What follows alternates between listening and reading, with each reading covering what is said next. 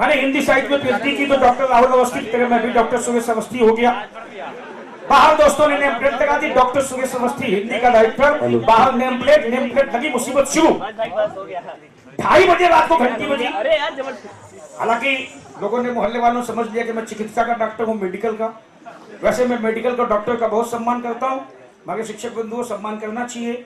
और मैं इसलिए सम्मान करता हूँ क्योंकि मैं मानता हूँ कि चिकित्सा के डॉक्टर धरती के भगवान होते हैं। इसलिए मैं अपने दोस्तों से कहता हूँ, जब किसी डॉक्टर के यहाँ जाओ तो ये सोच के जाओ कि भगवान के घर जा रहे हैं। और इसलिए कहता हूँ कि जब डॉक्टर भगवान नाराज होते हैं तो डॉक्टर के यहाँ भेज देते हैं, और जब डॉक्टर नाराज होते हैं। लेकिन मैं तो हिंदी का डॉक्टर 2:30 बजे रात को घंटी बजी, दरवाजा खोल के देखा कि महिला खड़ी थी बच्चे को लेके। बोले डॉक्टर साहब बच्चे का पेट खराब हो गया, दवा दो। हिंदी के डॉक्टर का इतना इंटरनेशनल अपमान मैंने पहली बार झेला। तलाक से दरवाजा बंद किया तो फिर घंटी बजी, दरवाजा खोला कि पुलिस वाला खड़ा था। पुलिस पे महीने देंगे सुनना। एक पुलिस वाला खड़ा था, बोले डॉक्टर साहब कुत्ते ने काट लिया दवा। मैंने कहा यार पुलिस में हो फिर भी कुत्ते ने काट लिया। ताली बजाने वाली बात ही नहीं, ताली बजाने वाली बात ये महीने सुनना। हमने यार पुलिस में हो फिर भी कुत्ते ने काट लिया। बोला उस समय वर्दी नहीं पहने था ना। और अब की घंटी बजी तो प्रख्यात मिश्रा खड़े थे, देश के बड़े राष्ट्रवादी कवि, मैं बधाई देता हूँ, आशीर्वाद देता हूँ। प्रख्यात मिश्रा खड़े थे, बोले डॉक्टर साहब एक्सरसाइज के चक्कर में आंखें खराब हो गई, हमने एक्सरसाइज मत करो। बोले मैं थोड़ी करता हूँ, पड़ोसन करती।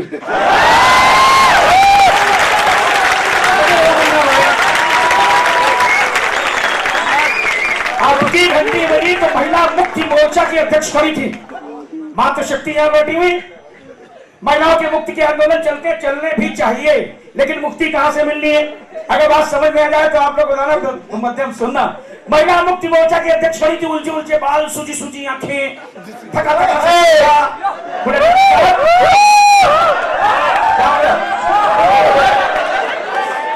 महिला मुक्ति मोर्चा की अध्यक्ष सूजी सूजी आंखें, थके थके बाल, थके चेहरा। बोले डॉक्टर साहब उनकी खराब हो गई थी, 5 रातों से सो नहीं पाई, कोई दवा? वाह, महिला मुक्ति मोर्चा की अध्यक्ष है, पैसे वाली है, कोई खूबसूरत नर्स रख लेती, वो देखभाल करती, आप सो जाती। बोले नर्स रख ली थी इसीलिए तो सो नहीं पाई। लेकिन समझदार पीढ़ी के सामने खड़ा हूं, बात पहुंचे, विसंगति पहुंचे तो समर्थन करना। अब की जो सज्जन खड़े थे बोले डॉक्टर साहब शरीर के जिस हिस्से में उंगली रखता हूं कहीं भी बहुत दर्द होता, बहुत पेन होता, कोई दवा? मैंने कहा जा पूरे शरीर का एक्सरे करा के ला। एक्सरे करा के लौटा, मैंने देखा, मैंने कहा दोस्त तेरी उंगली में फ्रैक्चर है।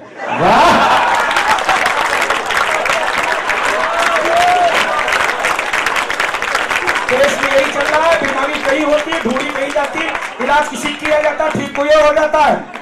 और ये पूरी नौजवान पीढ़ी समझती है कि वो देश क्या जवान तो शीला होती है, गुंडों में रजिया घिरती है और बदनाम बेचारी उन्नी हो जाती है।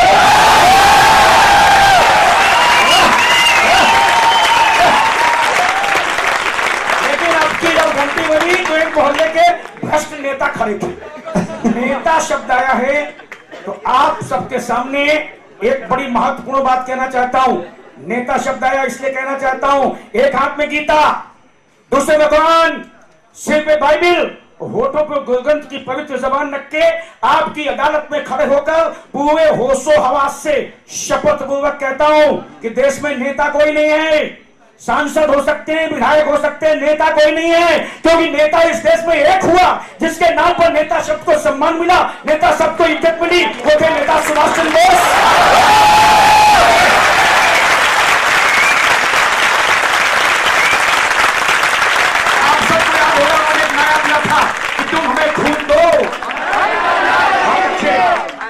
तुम हमें खून दो, मैं तुम्हें आजादी दूंगा। आज के तमाम नेता क्या कहते, तुम हमें आजादी दो, खून तो मैं तुम्हारा ले ही लूंगा। बहुत सारी बातें। आइए एक अंतिम कविता पढ़ता हूं।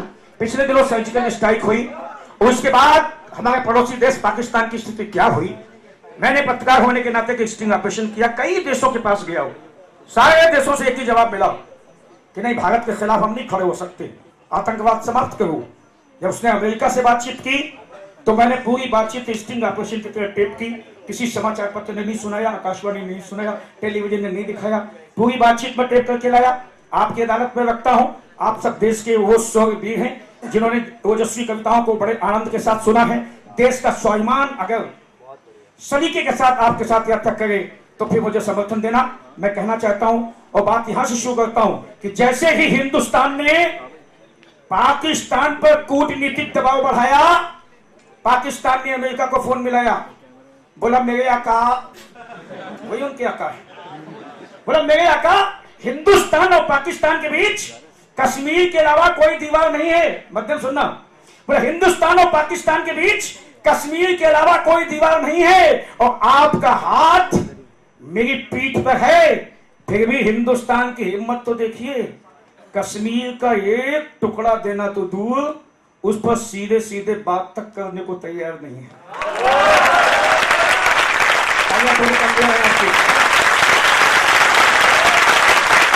सीधे सीधे बात तक करने को तैयार नहीं है और अब तो पूरी दुनिया में हमें आतंकवादी देश बता के हमारी छवि बिगाड़ रहा है।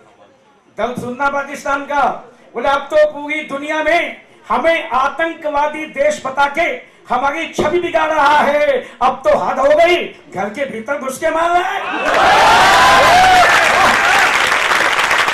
अब तो हद हो गई, घर के भीतर घुस के मार रहा है। इसलिए माई बाप, अब सीधे सीधे कुछ कीजिए। आप मेरी सांस सांस के पहरेदार, मेरे मालिक, मेरे परवरदिगार, मुझ पे रहम खाओ।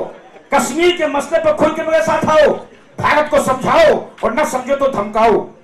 ये पाकिस्तान समझता है कि अमेरिका आज भी हिंदुस्तान को धमका लेगा, लेकिन मेरे बच्चों आप सब समझते हैं कि ये अमेरिका देश बदल गया है, परिवेश बदल गया है। आज अमेरिका भीतर से महसूस करता है कि सिर्फ अगर हिंदुस्तानी इंजीनियर उनके माउस से अपनी उंगली उठा ले तो उसकी जाने कितनी कंपनियां बंद हो सकती हैं।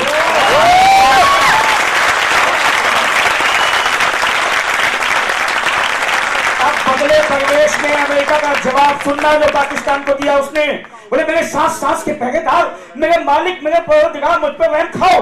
कश्मीर के मसले पर खुल के मेरे साथ आओ, भारत को समझाओ और ना समझे तो धमकाओ। तो अमेरिका बोला क्या बकते हो, किस होश में रहते हो, भारत को धमकाओ यानी कि तुम्हारी मुसीबत अपने गले लटकाऊं। बोला भारत को धमकाओ यानी कि तुम्हारी मुसीबत अपने गले लटकाओ। मियां वो दिन गए जब भारत हवा में फाख्ता उड़ाता था, अब तो अग्नि, पृथ्वी और नाग जैसी मिसाइलें उड़ाता है। सावधानी से सुनना, अपने देश की बड़ी शख्सियत का संकेत करता हूं। देखना चाहता हूं दीनदयाल उपाध्याय कॉलेज के स्टूडेंट्स उसको कितना प्यार करते हैं। बोले मियां वो दिन गए, अब तो भारत हवा में फाख्ता उड़ाता था, अब तो अग्नि, पृथ्वी और नाग जैसी मिसाइलें उड़ाता है और मिसाइलें उड़ाते उड़ाते मिसाइल मैन दुनिया भर के लिए आदर्श बन जाता है।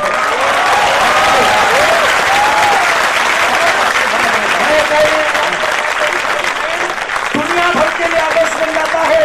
अमेरिका बोला मियां वो दिन गए जब भारत के हुक्मरान हवा में पतंगे उड़ाते थे, अब तो पोखरण में विस्फोट करके दिखाते हैं और मियां किसी से कहना नहीं।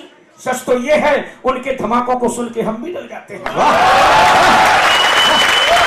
उनके धमाकों को सुन के हम भी डर जाते हैं। क्यों?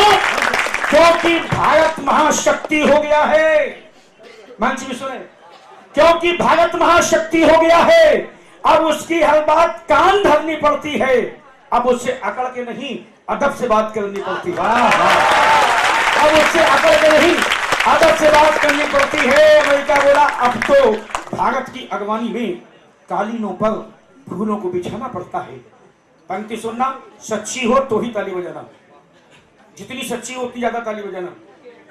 अमेरिका बोला अब तो भारत की अगवानी में कालीनों पर फूलों को बिछाना पड़ता है। अब तो भारत की अगवानी में कालीनों पर फूलों को बिछाना पड़ता है और जिसे कभी बीजा देने से मना किया था उसे जीजा करके बुलाना।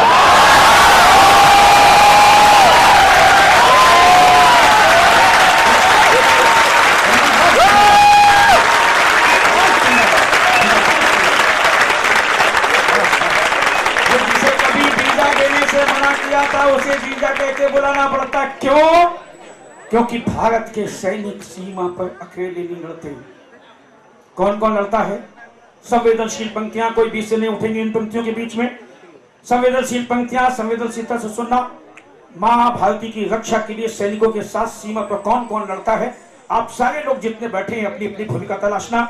इस अनंत आकाश में जहां कहीं शहीदों की आत्माएं व्यतीत हो गई हो, मैं इस कॉलेज की ओर से, इस कलरों की ओर से, इस कलमकार की ओर से उन्हें श्रद्धांजलि भेजने की कोशिश करना हो, आप हमारा साथ देना। जल्दी से बैठ जाओ, जल्दी से।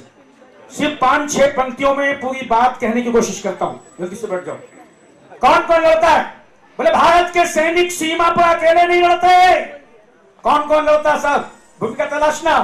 बोले भारत के सैनिक सीमा पर अकेले नहीं लड़ते, उनके साथ बहन की राखी, भाई की भुजाएं, मां का आंचल, पिता की पगड़ी, दादी की दुआएं, बाबा का बेत, बच्चों की किलकारियां और पत्नी के सिंदूर के साथ साथ पूरा देश लड़ता है।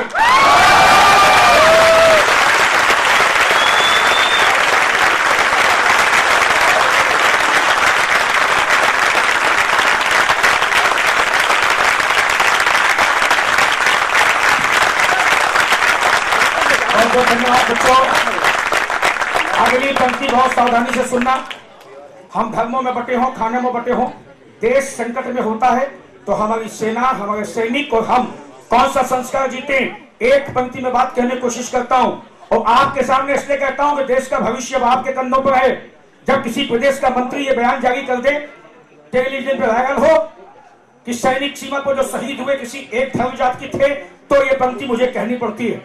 जब कोई मंत्री ये बयान जारी कर दे कि ये सैनिक तो भर्ती होते हैं मरने के लिए, तब मुझे ये पंक्ति कहनी पड़ती। पंक्ति आप संभालना, मैं पूरे होशो हवास से कहता हूं। मैंने कहा भारत के सैनिक सीमा पर अकेले नहीं लड़ते, उनके साथ बहन की राखी, भाई की भुजाएं, मां का आंचल, पिता की पगड़ी, दादी की दुआएं, बाबा का बेत, बच्चों की किलकारियां और पत्नी के सिंदूर के साथ साथ पूरा देश लड़ता है। चाहे हमीद हो, हरदयाल या कि हरविंदर, हर कोई मुस्कुराते हुए बदन की भेंट चाहता है।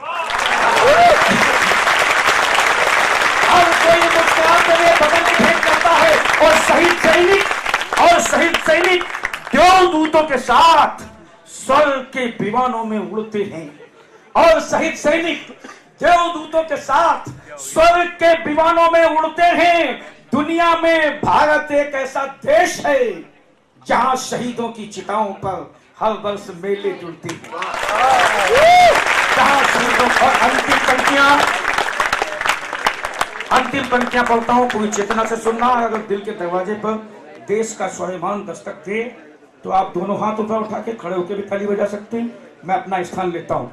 जो जवाब अमेरिका ने दिया वो जवाब सिर्फ अमेरिका के नहीं, आज की तारीख में हर विकसित देश का जवाब है भारत के पक्ष में। सच्चा लगे, अच्छा लगे तो फिर जो प्रतिक्रिया करना चाहे जल्दी करिएगा। मैंने कहा कि भारत के सैनिक सीमा पर अकेले नहीं लड़ते और शहीद सैनिक देवदूतों के साथ स्वर्ग के विमानों में उड़ते हैं। भारत एक ऐसा देश है जहां शहीदों की चिताओं पर हर वर्ष मेले जुड़ते हैं। अमेरिका बोला इसलिए चुप हो जा, मैं तेरी बदनीयती के बदनाम बंकर में अब भारत के खिलाफ अपनी ताकत का दिया नहीं धर सकता। आतंकवाद को खत्म करने के नाम पर अमेरिका से जितना ज्यादा सहयोग राशि मांगी जाती थी, अमेरिका ने बंद कर दी। ये बड़ी जीत है। अब अमेरिका का जवाब सुनिए। खत्म करने के नाम पर राशिया दौलत आए और आतंकवाद को बढ़ावा देने में खर्च करे, ये दोगला चरित्र। तो अमेरिका का जवाब सुनो। अमेरिका बोला चुप हो जा, मैं तेरी बदनीयती के बदनाम बंकर में अब भारत के खिलाफ अपनी ताकत का दिया नहीं धर सकता। अंतिम पंक्ति समझना। अमेरिका बोला चुप हो जा, मैं तेरी दिल फरेब अदाओं के आईने में नहीं उतर सकता और किसी जुगनू की खातिर सूरज को नाराज नहीं कर सकता।